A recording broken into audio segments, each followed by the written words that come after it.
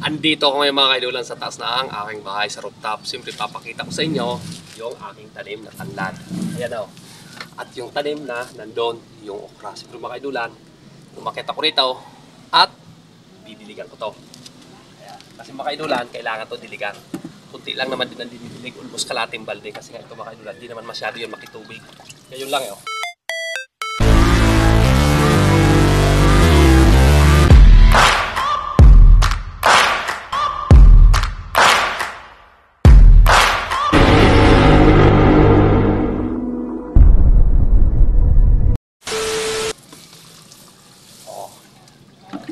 Kaya ang pagdilig niya na oh. Medyo malalaki na. Malalaki na mga kaidulan, pwede na palagay sa tinula. Pero di muna kasi baka magtampo pag kinuhaan. Medyo paparami-ramihin ko pa. Ay, mga kaidulan oh, nabubuhat yan. Ano? Nabubuhat ko siya, ayan oh.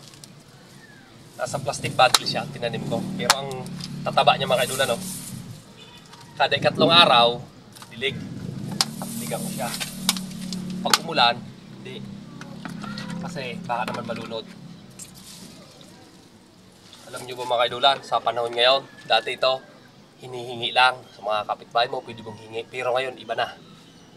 Laban nandito mga kaidulan, pagdating dito sa parte ng Laguna.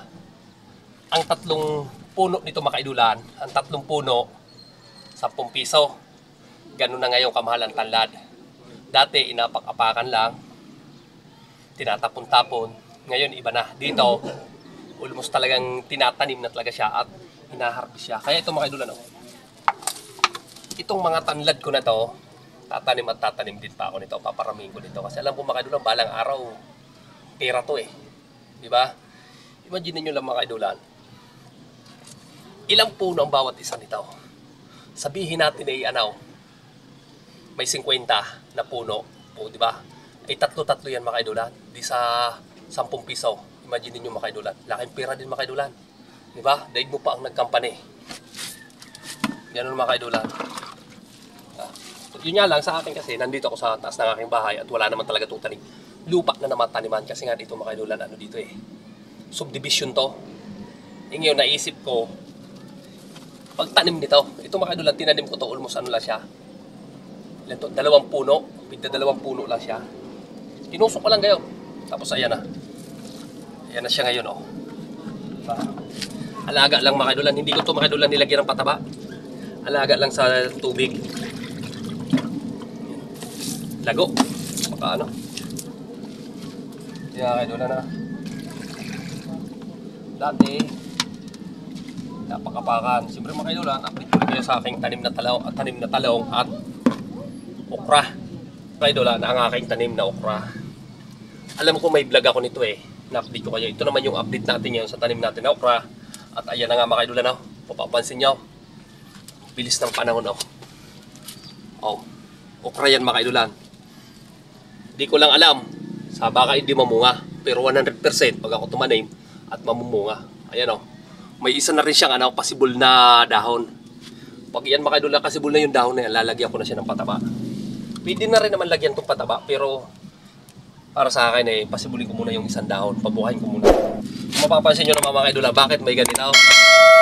Ito mga kaidulan, galing pa to sa Bicol nung umuwi ako. Kasi nga, binigyan ako ng aking anak, nakahoy, yung bonsai. Ay di naman aari dito kasi sobrang init at napabayaan ko rin.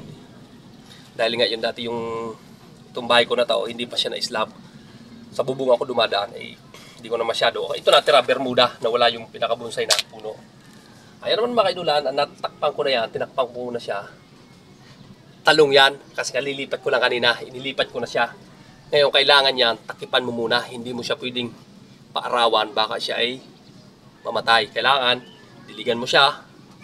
Tapos ngayon, ganyan mo siya. Or puno na saging, ipapagano mo siya, yung pinaka niya, katawan, lalagyan mo siya gayon para hindi siya matay kaagad. Pero yan mga kaidulan, mga mga 1 linggo, malalaki na yung talong din na yan. Kaya mga kaidulan, next na update ko sa inyo, lalagyan na natin ito ng pataba. O di ba? Diskarte lang mga kaidulan kung gusto niyo magkaroon ng araw-araw na ulamin na gulay. Kasi ito mga kaidulan, Imagine niyo mga kaidolan, ilang puno to? 2, 4, 6, 18, 12, 14, 16, 18. 19 mga kaidolan, no? 19 puno. Pag once na namunga to mga kaidolan na pigi isa lang, so ibig sabihin mga kaidolan, may 19 bunga ako na haharbisin dito. Yung 19 na bunga mga kaidolan, kung bibilihin mo yan dyan sa, baka nasa mga 50. Ganun mga kaidolan. Mahal na dito ang gulay pagdating sa amin. Kaya na, sabi ko sa inyo, napakaswerte ng nasa probinsya. Ayan mga kaidolan, update ko kayo sa next na paglagay ko ng pataba nito. Yeah!